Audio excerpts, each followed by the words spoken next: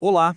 Hoje vamos mergulhar numa passagem do Evangelho de Marcos que é fascinante, porque em apenas um dia na vida de Jesus, a gente encontra um roteiro completo, um verdadeiro ritmo divino para a vida de fé. Vamos desvendar isso juntos.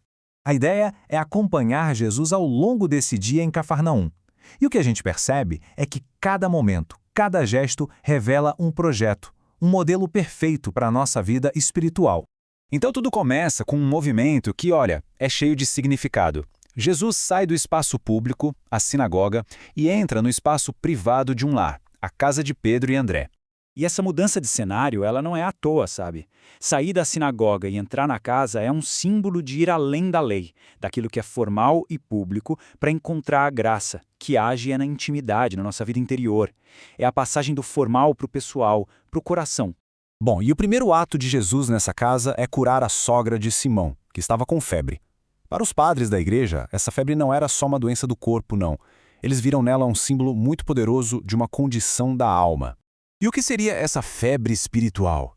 Bem, a tradição da igreja nos dá algumas pistas. Para Pseudo-Jerônimo, por exemplo, era a intemperança, o excesso de desejos. Já Teofilacto via nela a ira, aquele calor que nos leva a fazer o mal. E Beda falava da concupiscência, o fogo dos desejos impuros. Ou seja, a febre é tudo aquilo que nos inflama por dentro e nos paralisa, nos impede de servir. Jesus podia muito bem ter curado só com uma palavra. Mas o evangelista faz questão de registrar que ele a tocou.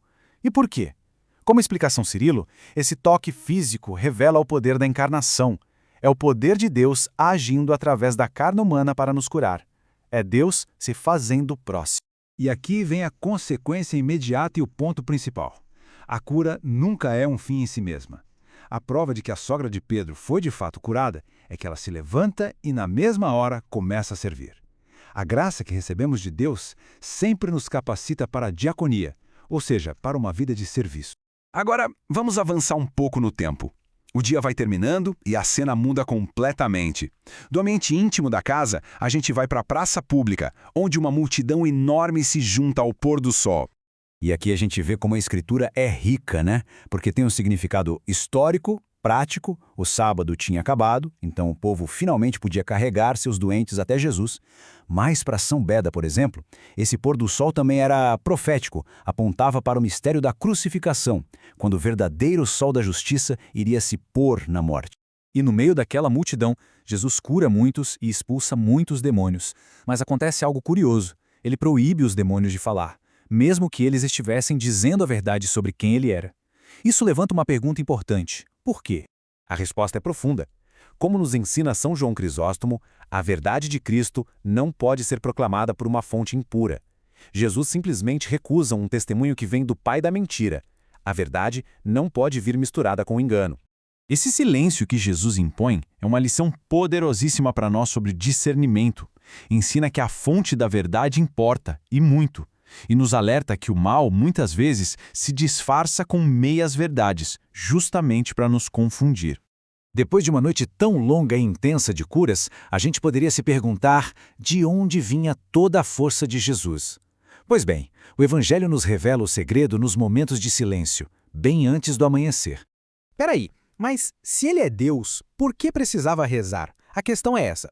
Ele não orava por necessidade própria. Cristo é aquele que recebe as orações. O retiro dele para um lugar deserto é um ato de puro ensinamento. É para nos mostrar que a oração solitária, o diálogo com o Pai, é o fundamento de tudo. E o simbolismo desse dia continua de um jeito impressionante. Se o pôr do sol lá atrás apontava para a paixão, esse levantar-se na escuridão, muito antes do dia, é uma figura da ressurreição, é a nova vida, a luz que surge para iluminar o mundo inteiro. Quando os discípulos finalmente encontram Jesus, eles dizem uma frase que revela o desejo de toda a multidão. Todos te procuram. O que eles queriam, no fundo, era manter o curador de milagres ali, só para eles, em Cafarnaum.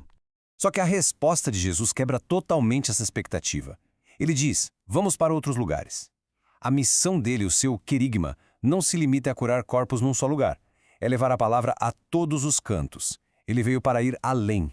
Então, quando a gente junta todas as peças desse dia, a cura íntima, o serviço que vem logo depois, O ministério público, a oração na madrugada e o chamado para a missão, um padrão, um ritmo claro e belíssimo começa a aparecer.